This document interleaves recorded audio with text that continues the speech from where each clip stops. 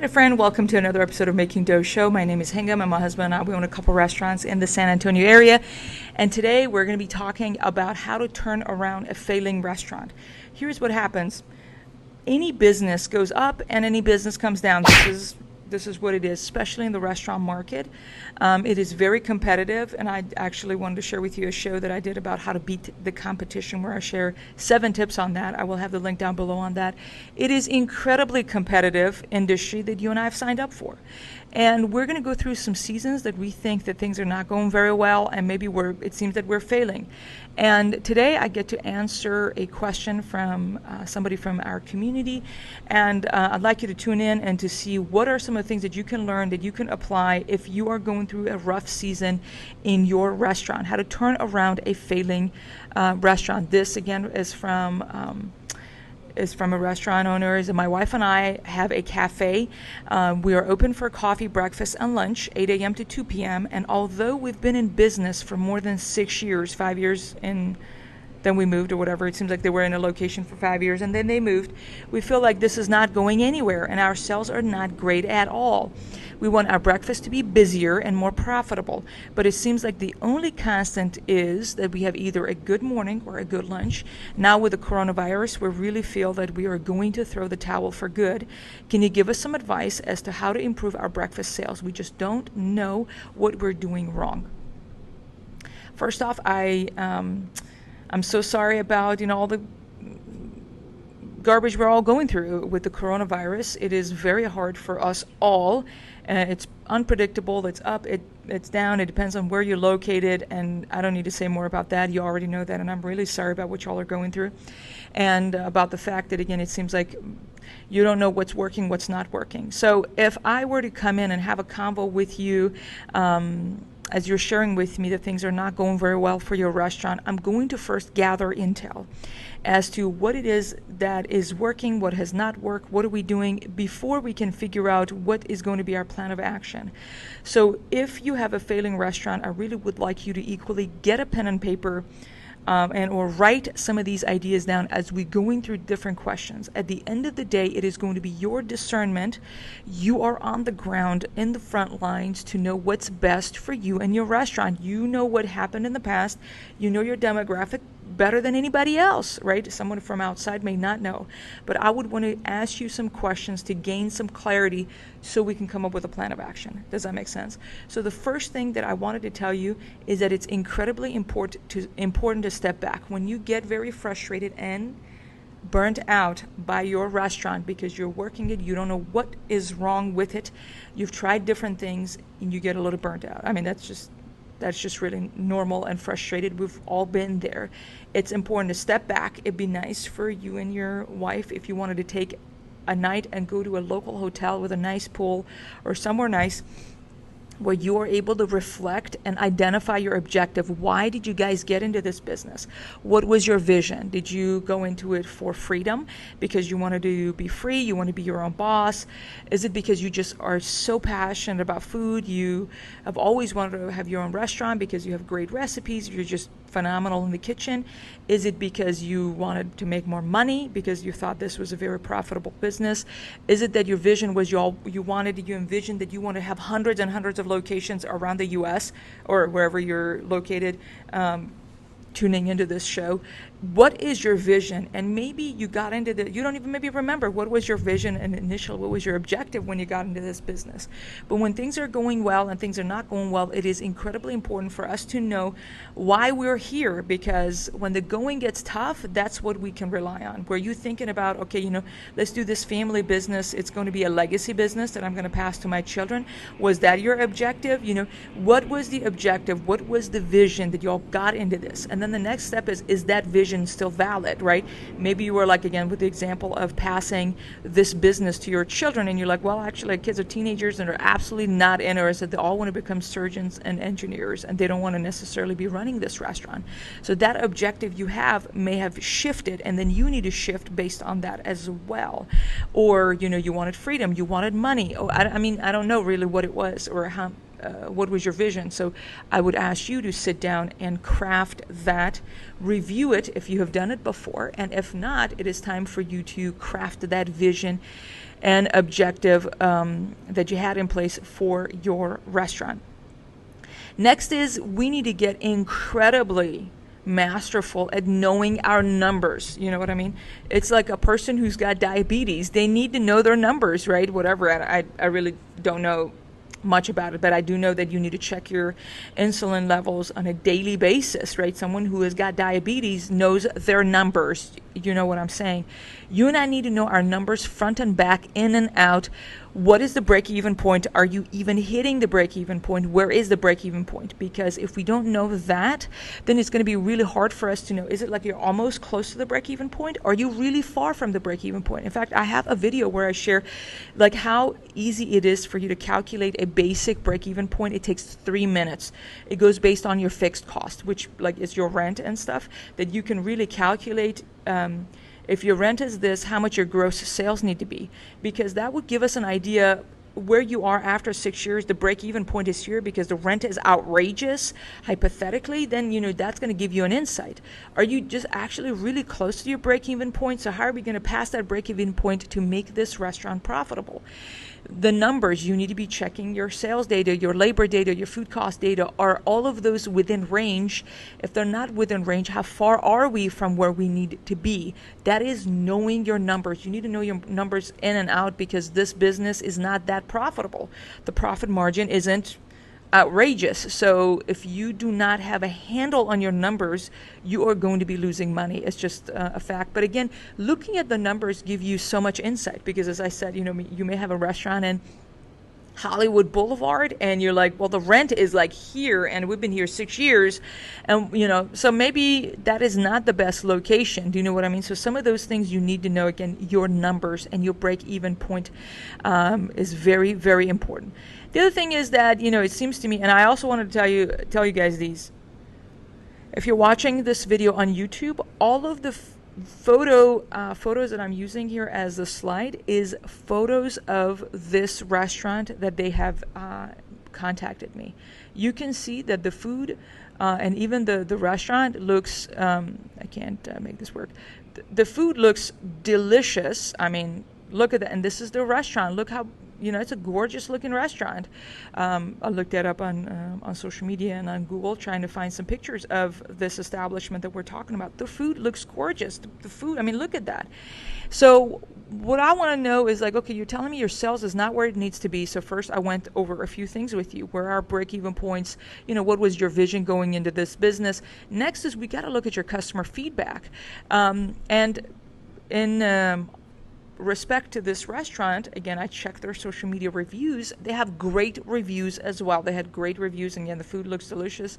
I think the environment looks really nice as well in this establishment. So I've not been able to identify exactly what is going on here. Now, again, the numbers, I don't know their numbers to know maybe there is a leak somewhere that we don't know yet. But I wanted to say that if you have a failing restaurant, friend, you need to spend time and dig into your customers' feedback. Yelp, Google+, all of those review sites. What are customers saying about your restaurant? What are they complaining about? What do they like about your restaurant? So you can get a handle of what is it that you're not seeing, because it's easy for you and me to be blindsided by what we think is right. This food tastes good because in our opinion it tastes good. But it's important for us to know what are customers saying about you and me. If customers are not happy and you've not been able to make them happy for a while, then we need to really change stuff a little bit. I'm going to go back after, again, what I said about the knowing your numbers is you need to do a cost analysis and plug in your leaks. Some of the things that happens, I go to a lot of local, wonderful restaurants. They have phenomenal food, but your food cost is so high that your margins are so low. So much you can charge for, like, maybe, I don't know, like just like an avocado toast that we were seeing. Like, oh, the egg is organic from Wisconsin farm. I don't know really, but, and the thing is this and this, you're not going to be able to charge $20 for, I mean, it depends on where you're located, right? It depends on where your location is. Are you a fast casual? Are you what people expect from your restaurant? But there's so much you can charge for a dish. You need to have a handle on your food cost. The art here is for you to keep your food cost within range and also have a good product, that you're marketing it in a way that you're able to be profitable. That needs to be our focus. So, I'm not saying to have low quality ingredients. Absolutely not. But you know what I mean? Or when it comes to your people, you want to take care of your people. But if you're not profitable, friend, where are the leaks? Those are the big ones, of course, right? Your food cost and your labor cost. It's incredibly important. Are you having linen service? Are you having cleaning service? Maybe those need to be chopped. Are you spending too much? Oh, for example, you have bands. We used to have band live music in our patio, and every time they came out, they would charge $300, and we're like, okay, wait a minute, $300 is like 10%. That means that, okay, it's a 10% of $3,000 worth of food that we need to sell to, and a 10% profit margin standard for a restaurant. That's so we can give them $300. So how much do we actually need to make? So we need to make $6,000 in a day to justify the fact that I'm giving you 50% of the profit for $300, and hopefully I keep $300. And the headaches of $6,000 again. Are there leaks? Are you having live band? Are you having what kind of services? Did you spend a lot of money on decor that you didn't have to? I don't know, but we need to do a very thorough cost analysis. It goes back into you observing your P&L. Where is the money going? Look at this gorgeous restaurant. That is the restaurant that, again, we're talking about. Again, if you're watching this on YouTube, you can see the pictures. That soup is back again. It looks divine. So location analysis and a SWOT analysis. You may have a great restaurant. You may have great food. Your numbers may be within range. You may be located in a location where there are other restaurants that are way more established than you, and they're doing what you do, maybe not as good as you, but they are established. So it's incredibly important for you to do these two things. One, a location analysis. I have a free guide for you about that. I go over 12 factors that you need to consider when you're assessing a location, whether it's a location you're going to acquire a new restaurant, you're going to assess that location, or maybe the current location you're in, you want to assess the location you're in to identify maybe the access to your restaurant sucks. You know what I mean? Like, we're in Texas. People really care about their convenience. Maybe the parking sucks. That for people to park, it is very inconvenient. Maybe nothing's wrong with your restaurant, friend. Maybe that's the problem. Do you know what I mean? So that's why we want to do a location analysis. Go over the 12 factors that I'm going to share with you on that I share. I have an episode for that, and I have a free guide for that you can check out to figure out, analyze your location. Because maybe you start out, wait a minute, the parking sucks, and the location has really difficult access and visibility. Maybe you do need to drop the towel and take your operation somewhere else. Do you know what I mean? So all of those are going to give you insight as to what to do. The other one is a SWOT analysis. Oh my, I talk about that here all the time. You need to masterfully know exactly the strengths of your business, the weaknesses of your business, the threats and the opportunities. I don't know what competition is in the market, right? You want to do great when it comes to your breakfast and lunch. I don't know what are other restaurants around in a 2-mile radius of your restaurant that are crushing it. Why are they crushing it? Do a SWOT analysis of those establishments, read their reviews, observe what's making them more successful over you. Do you know what I mean? So that goes back to the SWOT analysis, and that's going to be hours of work, friend, where we are going to dig into what's going on. You need to gather intel first thing, so we can figure out what is the missing link here. Another thing is obviously marketing. And first thing I want to see is what has worked. I know you probably have done some marketing initiatives. What has worked so far? What are some of the things that you've done? What has worked? Hopefully you had some tracking in place. How are you going to measure success of a marketing initiative, right? So if you have a failing restaurant and you and I get to talk, I would ask you, what have you done before when it comes to your marketing and what has worked? And I'm hoping you have data to show for those things. So you've been doing Facebook marketing. Okay, tell me more about that. Are you doing email marketing? Tell me more. How often are you sending? What is it that you're sending them? And have you tweaked it? Have you done different things? You know what I mean? If you don't know what has worked in the past, and one of the things is a lot of times we're trying to complicate things too much when it comes to marketing, figure out what has worked and do more of it. Throw more money at it. If you, for example, when you do, that's what we've done. We do one deal every week. There are some establishments that have a lot of coupons, this, that, and they have multiple things, multiple channels. We've kept it simple. We do one Feed the Family deal a week, and that has worked. So I'm like, okay, that has been successful. How can I make that more successful? Okay, we do text we text that offer every week. We email that offer every week. Hypothetically, I'm going to create a Facebook ad for it every week. Now we're going to do YouTube ads for that one offer instead of complicating things, because I know what works and you need to know operationally what's simple, because you don't want to complicate things too much. So what has worked, friend, when it comes to your marketing, and how can you do more of it? How can you be more creative? How can you increase the budget when it comes to that particular thing that has worked in the past? Now, I went over a bunch of stuff with you, and so let's brainstorm some more. Again, these are the questions I would ask for you. Okay, you're telling me you're open 8 to 2 p.m. Why can't you be open all day, right? You and I are paying rent for no matter what, right? So we are open lunch and dinner. My husband sometimes wants us to be open for breakfast as well, for our establishment, for example, because we're paying rent anyways. But it goes back to a lot of different factors to assess to see if it's wise for you to be open for breakfast or not. So another one is, how can you make your customer an offer they can't refuse, and to be the best breakfast place in the 3 to 5 mile radius? So when a person thinks that it's a good offer, is going to be, what is it that one thing you can offer that is hopefully good food cost? You can make them a deal, but it's like, it has to be a good offer. Do you know what I mean? Do you have a very large menu? Because that is not very good. You want to be masterful at 2 things instead of just being good at a lot of things. Do you know what I mean? That's another thing. How can you make them a deal they can't refuse? And that goes back into, can you come up with a deal that you are able to promote on social media and things very heavily for the next 2 to 3 weeks? You know, a good offer. Who can you partner is the other one. We talk about that here on the show all the time. Churches, schools, police department, fire department, your local chamber of commerce, all the businesses that are in a 3 to 5 mile radius of your restaurant, they need to know you. You take some free food. It could be little samples. It doesn't matter. It's a great gesture just to stop by with some little food, shake some hands, depending on when you watch this, if it's Corona going on or not. You can't do that, as you know what I mean. But you need to partner with local businesses, schools. They have teachers, and there's a lot of students. Those students are parents that all live in this community. You've got to take advantage of that. So think about, okay, who can I partner this week? Who can I reach out to proactively this week? Another one is that, how can you increase your repeat business? So these are a few things that we do all the time, right? There are 3 ways for you to grow your sales in any business, and we talked about it on the show. One is to existing customers you have, how are you going to get more repeat business? Or how are you going to attract new customers? Or you're going to increase your average ticket, right? Upselling and blah, blah, blah.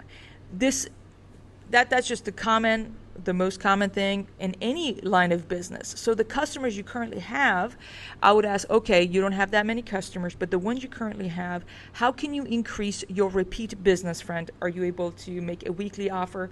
For example, maybe at the bottom of your receipt it says, bring this back next week within the next 7 days to get an order of breadsticks. I'm making stuff up, but you know what I mean. So you're able to increase your frequency from people coming in every 2 weeks to coming in every week. Once I went to Starbucks and they had this sign, bring your receipt back today to get a free blah, blah, blah when you do the blah, blah, blah. They want you to come back twice in a day. That's the level of aggressive a company like Starbucks is, friend. Okay, sit on that. You need to increase your repeat business. You have an existing number of customers that are coming in. There are many different ways that we can get them to come back again and again and again. I'd like you to sit down and think about some of those ways. The other one is attracting new customers, and that goes back into, again, make an offer they can't refuse. Make this great deal. It's maybe free coffee if you think of breakfast, or 2 for $20, maybe a date thing to come for breakfast with your spouse or something like that.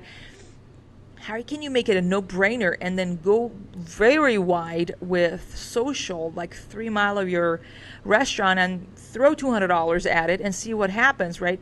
Attracting new customers is very, very important. If you are thinking about other ways and other ideas as to how you're going to grow your sales, increasing repeat business, average ticket, all of that jazz, I do have a free guide and where I go over 52 different ways you can grow your restaurant sales.